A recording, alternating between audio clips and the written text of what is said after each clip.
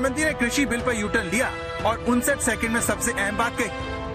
साथियों, मैं आज देशवासियों से क्षमा मांगते हुए सच्चे मन से और पवित्र हृदय से कहना चाहता हूं कि शायद हमारी तपस्या में ही कोई कमी रही होगी, जिसके कारण दिए के प्रकाश जैसा सत्य कुछ किसान भाइयों को हम समझा नहीं पाए। आज गुरु नानक देव जी का पवित्र प्रकाश पर्व है। ये समय किसी को भी दोष देने का नहीं है। आज मैं आपको, पूरे देश को ये बताने आया हूं कि हमने 3 कृषि कानूनों को वापस लेने का, रिपील करने का निर्णय लिया है। प्रधानमंत्री के शब्द सुनने के बाद देश भर में इन तीनों बिल का विरोध करने वाले किसानों में खुशी की लहर दौड़ गई। प्रधानमंत्री ने जिस तरह से अपनी बात क्षमा मांगते हुए शुरू की, उसके बड़े सियासी मायने लगाए जा रहे हैं। पीएम का ये बयान आते ही सिंघू बॉर्डर से लेकर गाजीपुर बॉर्डर, पंजाब, हरियाणा, दिल्ली, यूपी, हर जगह किसानों ने जश्न मनाना शुरू कर दिया। बॉर्डर पर डटे आंदोलनकारियों ने जलेबी मिठाई बांटी, वहीं भंगड़ा भी हुआ। तो यूपी के खेतों में काम कर रहे किसान खेतों में ही झूमने लगे।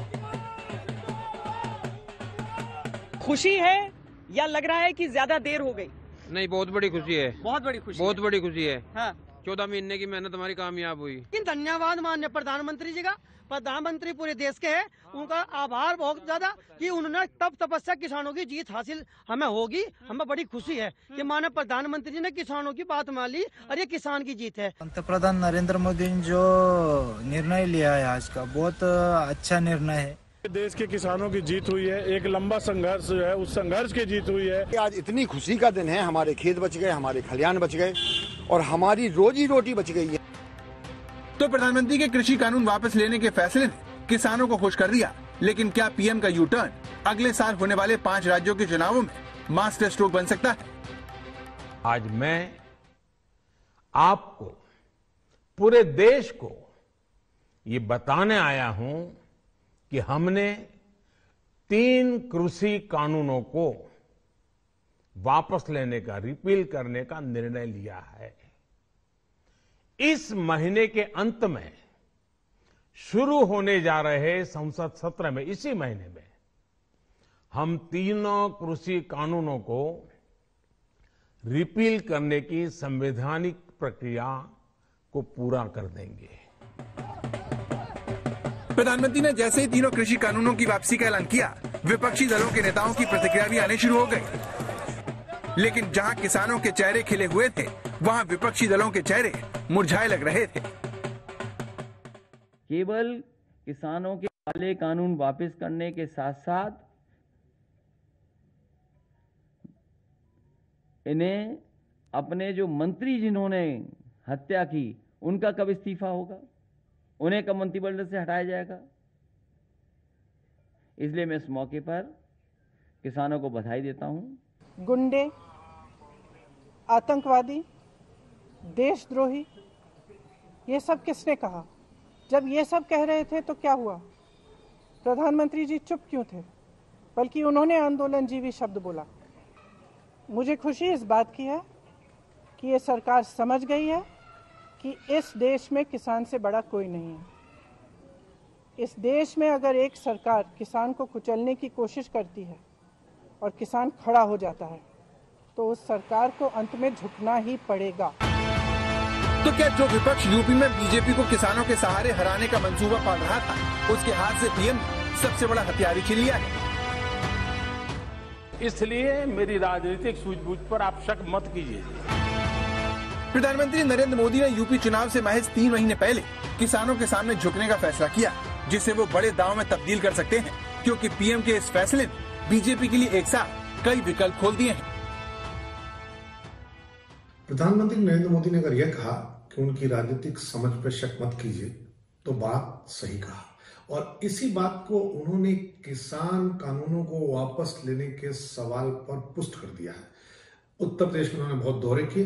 पूरी उत्तर प्रदेश के दौरों के बाद उनके सामने पश्चिमी उत्तर प्रदेश के दौरों की स्थिति थी उनका अभियान था। ऐसे में उन्होंने सोचा कि पश्चिमी उत्तर प्रदेश में स्पेस मिल नहीं पाएगी अगर किसान कानून बना रहेगा तो, इसलिए उन्होंने अपनी राजनीतिक समझ का फायदा उठाते हुए किसान कानून को आनन फानन में वापस ले लिया।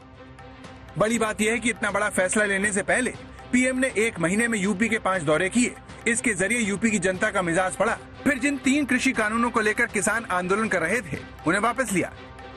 यूपी में 403 विधानसभा सीटों में से करीब 210 सीटों पर किसान ही जीत हार का फैसला तय करते हैं।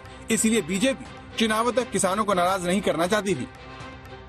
कि किसान बहुत प्रभावशाली वर्ग है, बहुत बड़ा कम्युनिकेटिव वर्ग है और इस वोट से भारतीय जनता पार्टी को काफी नुकसान होता और ये पूरा का पूरा आंदोलन पश्चिमी उत्तर प्रदेश में पसरा हुआ है। पश्चिमी उत्तर प्रदेश में भारतीय जनता पार्टी को बहुत नुकसान हो जाता क्योंकि पश्चिमी उत्तर प्रदेश में भारतीय जनता पार्टी ने पिछली बार बहुत अच्छा परफॉर्म किया था। तो मुझे लगता है कि इन सारे फीडबैक के बाद ये फैसला लिया गया। तो कहीं न कहीं बीजेपी को किसान आंदोलन का नुकसान होता दिख रहा था, जिसे देखते हुए बीजेपी नेतृत्व ने कृषि कानूनों की वापसी के फैसले को गुप्त रखा और इसके ऐलान के लिए गुरु पर्व का दिन चुना। मैं आज अपने सभी आंदोलनरत किसान साथियों से आग्रह कर रहा हूं, आज गुरु पर्व का पवित्र दिन है। अब आप अपने अपने घर लौटे, अपने खेत में लौटे, अपने परिवार के बीच लौटे। आइए एक नई शुरुआत करते हैं।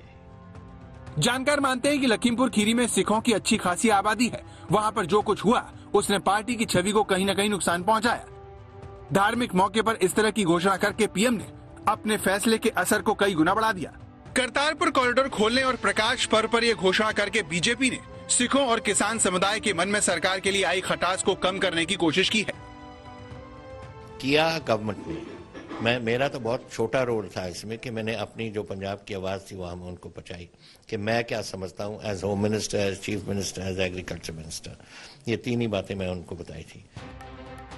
प्रधानमंत्री नरेंद्र मोदी अपने फैसलों से पीछे हटने के लिए नहीं जाने जाते। ये उनकी इमेज से मेल नहीं खाता, लेकिन राजनीतिक जानकार मानते हैं कि राजनीति में इमेज से ज्यादा सत्ता जरूरी होती है, क्योंकि सत्ता होगी तो इमेज भी बनी रहेगी। इमेज बनाने के कई मौके मिलेंगे। अब सवाल यह है कि पीएम का ये चुनावी दांव विपक्ष के चक्रव्यूह को कितना भेद पाएगा। आज तक ब्यूरो।